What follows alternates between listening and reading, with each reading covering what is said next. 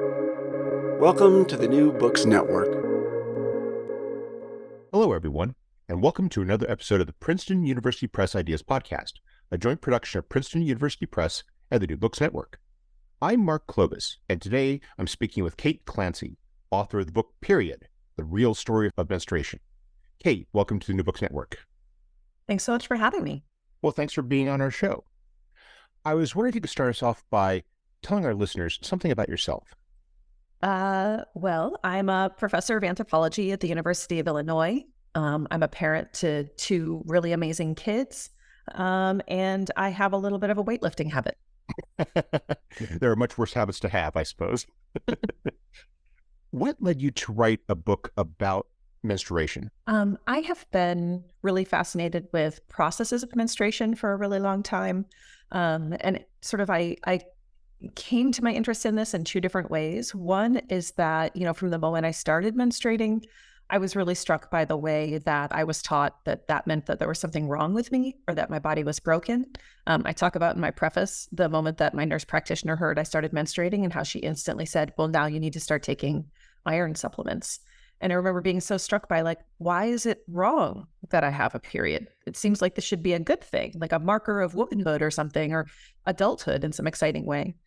The other thing is that as I got to understand menstruation better, I became really fascinated with the process itself. And it seemed like we really missed out on learning something really cool on the body when we developed such stigmatizing ideas and such a desire to conceal something that's actually really cool. That's one of the things I found really fascinating about reading your book is how the way in which you approach the process of menstruation, which is it's a very holistic approach. You talk about it biologically, you talk about what we know about it as a science, but you also talk about the cultural and social complications that we've imposed upon it, and how this has often just contributed to our distortion of what it is and what it means.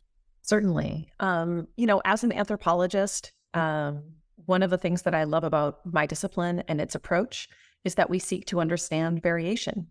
And what that means is that we want to understand all of the really wild and interesting amounts of biological variation that exists in the world, but also context, cultural context, social context, geographic context even, to really better understand bodies, with the goal, of course, in some ways towards better understanding evolution and adaptation. I was wondering if you could start us off by talking a little bit about the what you refer to in your book as the why and how of menstruation. Could you elaborate a bit upon what menstruation is and the process as it works as we understand it, and also, and this to me was one of the big revelations for me in reading the book, what we don't understand about menstruation and what we think we might know, but we don't necessarily know for certain. Sure. So menstruation itself is a process of the uterine lining being, at least the way it was originally thought of, is it's this process of removing waste, this uterine lining that is not needed, that we have to get rid of in order to start over. The better we come to understand the processes of menstruation, the how, the more clear it actually becomes that the process of menstruation is not a process of just simply waste removal. It's actually a process of healing and regeneration. And so, by day 2 of your period, which is often one of the heaviest days for people, you are not just removing effluent, but you are also re-healing that whole endometrial lining and creating an opportunity for all of that tissue to regrow. And menses itself is actually crucial for that process. And when we understand that how better, it begins to push against the why. The why used to be, oh, well, we menstruate because menses is toxic. There was this very old, this idea from about 100 years ago that certainly has elements of multiple centuries of misogyny that had this idea that menses is this toxic thing and that there's something toxic that has to be removed. And so the process of menstruation is a process of removing toxicity from the body. We now know that there's nothing toxic in menses. If anything, the opposite is true. But what also is interesting is that some of the uselessness narratives, that it's just effluent or just waste, are now probably also not quite accurate. And so again, that instead menses is actually healing, that it's necessary to processes of endometrial cycling, and even that it offers the uterus a chance to practice a process of tissue remodeling that will be really important for it should the person who has the uterus ever decide to try to become pregnant. And that I actually have to add that I really enjoyed that story you detail in the book as to how that toxicity argument or that toxicity misconception emerged. And I should add also that gets to, one of the things I enjoyed about your book, which is that the way in which you do a great deal to tie it to the human. In the sense you tie it to where this is, you're describing what ultimately is that complicated human process.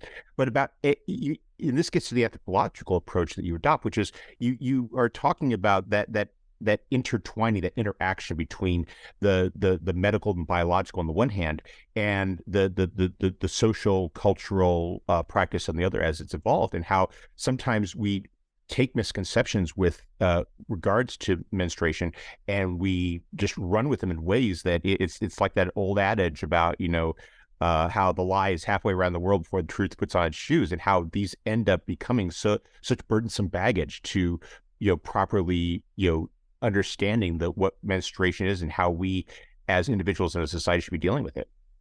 Certainly. And what's interesting is I teach an undergraduate course. We just had our last day yesterday called Humanizing Science, where a lot of what we do is push against this really old notion that science has a heroic narrative. There's a heroic man of science who by himself is solving problems. But we're also pushing against this other narrative that science is somehow above or separate from culture, and that it is objective.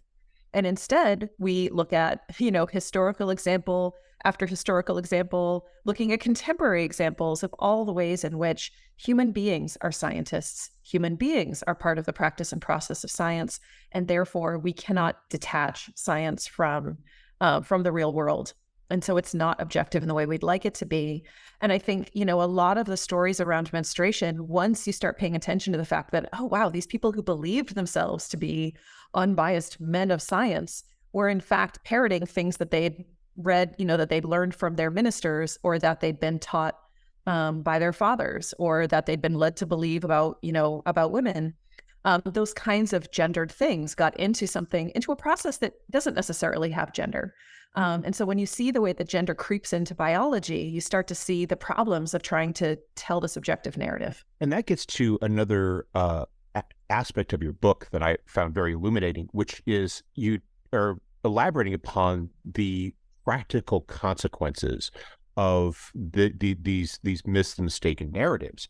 And I was thinking this really comes across in your examination of the environmental factors and their effect upon menstrual cycles, because I was thinking as I was reading this about the degree to which there's that connection where because we have these misconceptions, we're overlooking or even ignoring the impact that these other factors have, which have a real practical impact upon women's health and what they can do with their bodies. Right. To me, those 3 chapters on environmental stressors, so on energetics, on immune factors, and then on psychosocial factors, are really central to the book. And yet, funnily enough, through most of my interviews, they're the ones that people ask me about the least. But they're the ones that are the ones where I actually have data coming out of my own lab about, because this is where we actually understand variation, right? Is in how a body flexibly responds to environment. And when we start to understand menstruation as a process and menstrual cycles as processes that adaptively respond to environment, this idea that there is one way to be healthy and that everything else is diseased kind of falls away, because we're no longer able to say that changes or disruptions or different experiences of menses or menstrual cycles are inherently bad or inherently pathological. That's not to take away from people who are living with endometriosis, fibroids, adenomyosis, and more, right? People who are living with conditions that are causing real harm, real pain, disrupting quality of life. But I can't tell you over the course of my life how many times it has been a revelation for a person to learn that having a slightly variable menstrual cycle does not mean there's anything wrong with you and that there's no need to regulate what is inherently adaptive and responsive. Let's, given what you just said, let's go ahead and take a look at those factors that you just listed in a bit more detail, starting with the what you describe in the book as the limited energy theory and that notion of energy. And I was wondering if you could perhaps explain that, because energy, I must confess, is not the first word I think about when I think about the the biological process of reproduction necessarily, but as you explain, it's something that is integral to it. That is, that we talk a lot about with regard to menstruation. Right. Energetics is where my training started as an undergraduate and beyond. And our understanding really of reproduction, especially in reproducing bodies where there's a uterus, is that resource allocation is one of the most important things we need to understand. So energy expenditure, how much you move around, energy intake, how much you consume, those things have profound consequences for whether you can ovulate in a given cycle, whether you have the uterine architecture to potentially support a fused gamete, and whether you can actually carry that offspring through 9 months of gestation and years of lactation. Because the thing is that all of that stuff is really energetically expensive. There's a reason people are really hungry a lot of times when they're pregnant, and even more hungry in fact during lactation. Lactating burns more calories than pregnancy. And so, these resource allocation concerns are not just about, do we have enough to make an egg or to ovulate an egg? It's about, are we sort of considering the entire context, the entire milieu, and not just whether there's enough for this one moment in time, but whether this person can support a much longer period of energy deprivation. And that, of course, is then complicated by a lot of our sociocultural factors that you described, where we have concepts of body type and attractiveness that essentially are saying to women that they must be a certain way, even though what is being demanded of them is actually pushes back against this stuff. It basically it causes we're asking women to reduce their energy availability for their bodies. Right. So much of the advice for people who menstruate is in some way around reducing energy intake, limiting our movement, telling us we should eat less, and all of it is bad science. There are so many avenues by which we've come to understand that being in a larger body does not automatically make a person less healthy, and that in fact, a lot of the harms of living in a larger body are not in fact about like excess weight, but actually about the harms of fat stigma and fat phobia. And when it comes to studying menstruation, that continues to be true. We actually see that there is more disruption of the menstrual cycle, far more in being underweight than being overweight. We've seen that all of these hand-wringing, BMI requirements in order to be allowed to access infertility treatments don't actually improve outcomes for parents or offspring. And in every conceivable way, it's bad science to say that obesity or living in a heavier body is the thing we should really be caring about here when it comes to energetics. I'd like to talk now about the second part of the environmental factors, which are the immunological challenges. I wonder if you could elaborate a bit upon those factors there and how they contribute to variations in menstrual cycles. Sure. So there's a couple of things to think about with immunological factors. One is that the uterus is this organ that has to, avoid pathogens from getting in and has all sorts of things in place to keep that from happening. But it also has to suppress its immune evasion or its immune desires if there's potentially an embryo around that wants to implant. And so the uterus is this really cool immune organ that is constantly negotiating changes to immune functions and the immune system, and is constantly in conversation with the broader immune system. Most of my own research has focused on how it is that changes to inflammatory factors or like changes to systemic inflammation might have an effect on uterine function or on menstrual cycles. So that's where I spend a lot of time in the book. But the other big place we pay attention is this thing that a lot of patients noticed as they were first getting the COVID vaccines, which, I'm so glad we have a vaccine that reduces severity of disease.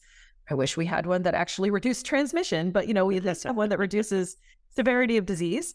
And, but patients were noticing that their periods were affected. Well, the uterus is an immune organ. It's a bleeding organ. Guess what? Immune function and bleeding are very tied. Like bleeding and clotting is part of the immune process. It should not have been surprising to us that this is a potential link. And yet people gaslit patients who came to them with concerns, mocked them, told them that that it wasn't real, told them, well, you must just be perimenopausal, or maybe you have cancer. We need to go through these these invasive treatments. Whereas, the people I was talking to, anyone who had any basic understanding of the uterus was like, of course, this makes sense. This is worth exploring because the uterus is an immune organ. Of course, it's going to be affected by a massive inflammatory event from a really immunogenic vaccine. And I think for me, what that chapter also does is really shows that we should be listening to people when they express to us that they're experiencing changes to their bodies, especially if those changes are uncomfortable or concerning to them, whether or not they have some kind of link to fertility. I'd like to stop seeing so much hand-wringing around fertility and more attention paid to the lived experience of menstruation. And that, of course, gets to that final factor that oftentimes complicates matters, which is the psychosocial. And this gets, and I bring this up because oftentimes we see how when people raise these concerns, when individuals talk about these things, they oftentimes face a lot of criticism, commentary, snark, which contributes to a lot of the baggage that surrounds menstruation, as you describe, and as you point out, it can actually have a physical impact upon women going through the menstrual cycle, about how the stress of dealing with this, the unwanted insertion of people's judgments, and how this can is one of the many things that can affect how a person's body undergoes the cycle. Right. The amount of gaslighting that people with uteruses experience in medical contexts, in interpersonal contexts, in broader ways that they move through the public world, have really profound consequences for their bodies. So it's not just, and one of the things I try to talk about in that chapter is it's not just about the original insult, right? It's not about that particular moment of someone's bad behavior. It's also about what access do they have to respond to it safely, right? If someone catcalls me on the street, what access do I have to respond safely to that in a way that makes it clear that that behavior is not okay when I'm afraid for my life in that moment? Because what if that person escalates? If I'm in a workplace, a really broy workplace, what access do I have to respond safely to that in a that doesn't escalate? And so we're constantly having to deal with these moments of being constrained in our environment in terms of how we respond, which means it's kind of two insults, right? There's two ways in which it gets into our body. First, the original harm, and then the ways in which our stress system is upregulated even more when we don't have access to handling that insult in some kind of reasonable way. You describe it, you're in a situation where it's not just fight or flight, but it's fight, flight, or freeze. And each one of those brings with it its own set of stressors, which could have a negative biological impact. Yes, absolutely. And so, we have, because so much of early work on stress responses focused primarily on males or on whichever sex in the moment when we're looking at animals we think to be more gregarious. And usually, of course, if it's men doing the research and doing the observations, they might find certain types of male behavior more interesting. So it took a while for us to move from recognizing that fight and flight were not the only possible responses, but freeze and also tend and befriend. So, repairing processes, talking them out, having a sort of a huddle with somebody, venting to another person, those types of things are also responses that are available to a person in a moment of stress. But again, in certain environments are impossible to access.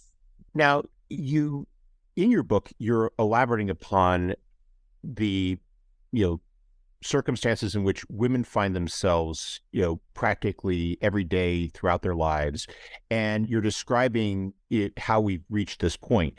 In your final chapter, you talk a bit, and I love the title, the future of the period, in which you talk about the better environment that that you envision for this, one that takes this information that you've that you studied, that you've learned, that you've processed, and that you talk about what sort of world we could have. And you're not talking about something that is insanely out of reach. You're talking about something that is very practical. How could we be, as a society, as a community, as individuals, be better approaching the process of menstruation in ways that are more accommodating of its reality? Right. To me, the answer is that we should just be caring more about the material body, period. Pun intended, I suppose. Because, by thinking about the kind of future I wanted for people who menstruate, it really forced me to reckon with disability justice and disability studies more broadly. Not because periods are necessarily a disability, though some people who experience them absolutely experience them that way, but that all of us move through different moments in our lives where we are able to exist in public life more or less readily because of the way public life closes out so many types of bodies. And so for me, like, my period future is one where we actually care about each other, where we care about material bodies, where we commit to making sure everybody has access to, clean food, clean water, food, healthy air to breathe, housing, a dignified life. And periods are a part of that because of the way that a great entry point into thinking about this, because the solution we keep trying to create for periods are to make them go away. And there's a lot of things in bodies that we can't just make go away through an IUD or through a really absorbent pad, neither of which are solutions that are accessible for everybody. For some people, those are wonderful solutions, but for not everybody actually has a positive experience with an IUD. And so, it's an entry point into starting to ask, why do we make a world that's so hard for most of us to exist in? Why is it that, most sidewalks are not accessible by wheelchair? Why is it that we don't actually have more flex room around being ill from time to time? Why has everyone taken off their masks and decided we don't care if pregnant people get COVID? Why have we all accepted this world? All of us who think we're so justice-minded and so progressive, and we don't make room for bodies. We don't make room for people. So my hope is that this starts a conversation around periods, but honestly, in the middle of a pandemic that people are pretending doesn't exist, I also hope this forces us to reckon with the fact that so many of us are claiming a certain politics that doesn't actually show up in how we treat people every day. That for me was something else I was thinking about as well when I was reading your entire book, which is how much of this conversation, how much of this understanding, and I use understanding in this respect in quotes, is based upon people who frankly don't have those interests there. You talk about but so much of it is about people who is being driven by people whose, even if their intentions are good, who frankly don't have that direct knowledge, and frankly at some point don't really care to gain it. Right, exactly. And I think that there are ways that sometimes we turn up our noses at people who, once they have a personal experience, it changes how they think about things. But I actually do think that's a really powerful way for people to learn. And, it's only once I have had to reckon with one of my oldest kid right now has a really bad sprained ankle, was in crutches for weeks, and we had to all completely change our lives and our schedules to get them to and from school, which means leaving work hours early, to go wait in line with my car to pick up my teenager and bring them home. And, or just thinking about all of the extra things we had to get so that they could get access to an elevator, because otherwise children are not allowed to use elevators at the school. Just in so many ways, it's not often until you come up against these things that you notice they're there. If you've been living in let's say a straight body, a cis body, a largely abled body, it's only once you have those experiences or a loved one does that sometimes you realize, actually, maybe I should be caring more about this. And that's something that makes me think back to why it is that we have not really had that conversation about menstruation, because you have half the population which will never have those experiences, and then we have a culture which effectively has long limited or shut down any sort of open exchange about these concerns. Exactly. I'll give you a semi-hilarious example, which is that all of the facilities guys and maintenance guys in my building at work are men. And several years ago, so that means they're the ones cleaning the bathrooms. They're the ones managing products and stuff that are in various bathrooms. And the women's bathroom, we don't have any all gender bathrooms in my building, which is a whole other enraging thing. But the women's bathroom has never had like trash cans in the stalls, which often means that somebody with a tampon out of desperation just flushes the tampon, even though they know that they're not supposed to, or they accidentally leave some of their menstrual product detritus, in the room because they don't want to carry it with bloody hands out into the main trash can. That's a big open trash can. And there's no baggies or anything, like any way to manage it. So one day the facilities guys got mad and wrote notes on all of the stalls saying, please stop flushing your tampons. And then the people who use the bathroom started writing back saying, how about you put some actual trash cans in these stalls? And then the facilities guys responded and said, don't be lazy. It's 7 steps. So, there was just this, like, there are some little things you can do to make a restroom a little easier, a little more hygienic, a little safer for a menstruating person to do. And this person who'd never had an experience with blood and clots just kind of oozing out of your body, and you have 2 seconds between classes to actually manage everything, and you have nowhere to put stuff, like, can you blame them for occasionally flushing the tampon? And it never got resolved. That was maybe 4 years ago, and despite multiple requests, we still have not had trash cans put in those stalls. I think that right there just illustrates how far we are from and how much work we have to do to get to that future you described at the end of your book.